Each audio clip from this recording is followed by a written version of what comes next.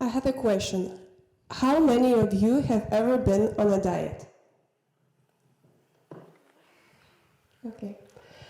Because nowadays it is very common to be on some kind of diet. Some people count calories and write them down. The others do not eat after 6 p.m. I want to tell you why any diet I've tried didn't work for me and might not work for you. Did you notice one common thing in almost all the diets? It is restriction. For example, ketogenic diet allows you to eat lots of protein and fat, but not carbs. And it happens with almost every other diet. So I want to share with you my story and how I came up with this point of view. Even in the younger days, I always felt pressure from myself to look great.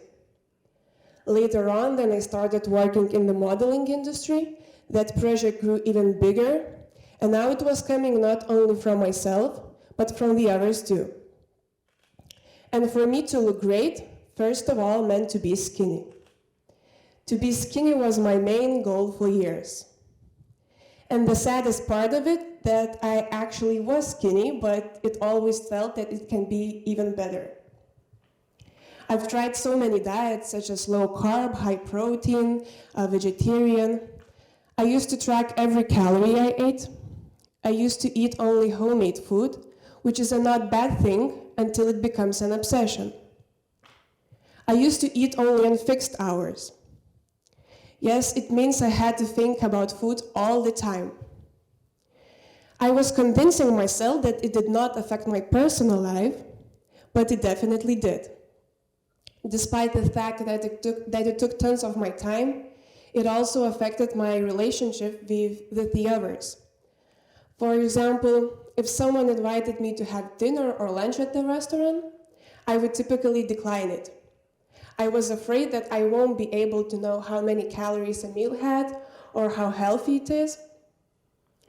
Of course, I had those cheating days, then I would allow myself to eat everything I want and as much as I want. However, those cheating days were ending up as a huge binge days because your body knew that it would not get those things for a week or even more, so you could not stop. And at the end of the day, those binges made me feel really bad physically and mentally. I was thinking about food all the time because I was restricting myself. Somewhere in my head, I knew that the way I lived was wrong, but I didn't understand how deeply wrong it was.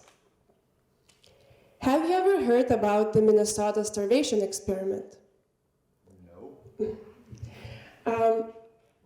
After I decided to talk on this topic, I researched a subject a little bit and came up with this experiment as a perfect example of a message I want to deliver to you.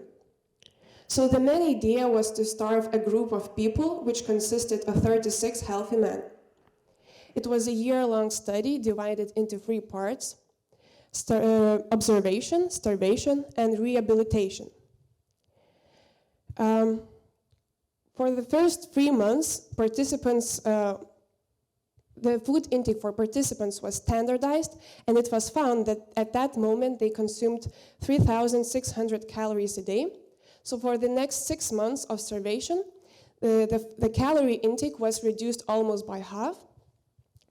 So they were allowed to eat 1,570 calories, and they got into the last stage of rehabilitation for the next 3 months. So this is what happened.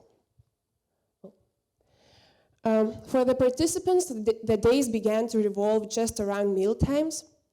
They dreamed about high-calorie, high-fat foods, which they are not allowed to access. If the timing of the meal was changed, the participants got really irritated and anxious. Some of them reported that they felt pleasure just by watching others eating or smelling food. The men tried to extend their eating experience as long as possible, not wanting the pleasure to end. With an unlimited access to coffee and chewing gum, the men drank and chewed constantly, up to 46 of gum and more than 2 liters of coffee each day. Any access to unlimited food would mean that they binge and eat thousands of calories in a sitting. Once they've been a lively crew living and talking about different topics, subjects such as politics, culture, they became single-mindedly focused on food and topics such as agriculture and recipes. Despite the fact that they lost a lot of weight and had a skeletal appearance, most of them did not see themselves as underweight, and actually some of them saw others as fat. And after 6 months of starvation, they've got into the last stage of rehabilitation. And what was found that they required an enormous amount of calories, more than 4,000 calories a day, in order to get back to their normal weight. One part of the participants were allowed to eat without any control, and they showed an extreme overeating. Once they get back to their normal weight and nutrition, their behavior appeared to normalize. So this is what happened for me after all restrictions and diets. The more I controlled my food and calories, the more it started to control me. Food has to be a part of your life. You have to enjoy it, but it does not have to become an obsession. And it becomes one if you restrict yourself. This is how my project Nestoras Maistas was born. The message I spread is that it is important and easy to eat healthy, but you don't have to become too radical with it. I will be honest, I still had those days and moments, and I still struggle with myself and with these excessive thoughts about food. It is not so easy to get rid of it quickly. However, it is days and moments, not all the time of my life anymore. And it is getting better. I don't have a need to binge. I am interested in other people, activities, subjects, and the best thing is that I'm not feeling fat anymore. Of course, it is important to have healthy habits, and now you might think, what are these healthy habits if I'm not on restrictions and diets? So I want to share with you my main 4 health habits that I have and I try to use every day. So first of all, I try to incorporate some physical activity into my everyday life. Before it was just about burned calories and toned abs, but now it helps me to feel better physically and mentally. It can be anything: running, walking, yoga, dance. It is important to find an activity that you like. You don't have to do lots of cardio if you're feeling bad afterwards.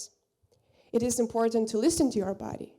For example, I love running, but I just have those days then I'm feeling too tired for that, so I skip it, and the next day my results are so much better than it would be if I wouldn't allow myself to rest.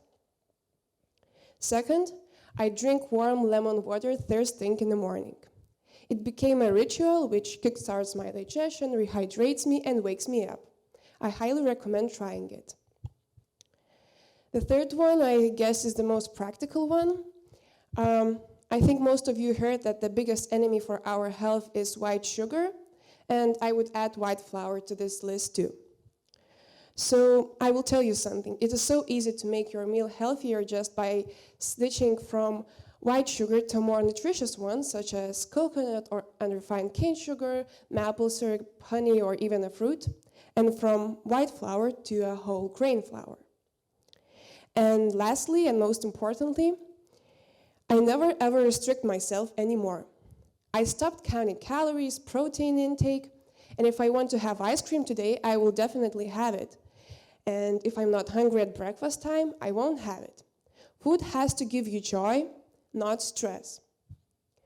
Being mindful of what you eat is important. Having healthy habits is important too. But never make food your first priority in life, and never push yourself with diets and restrictions. I've been there, and I know where it leads to. Thank you.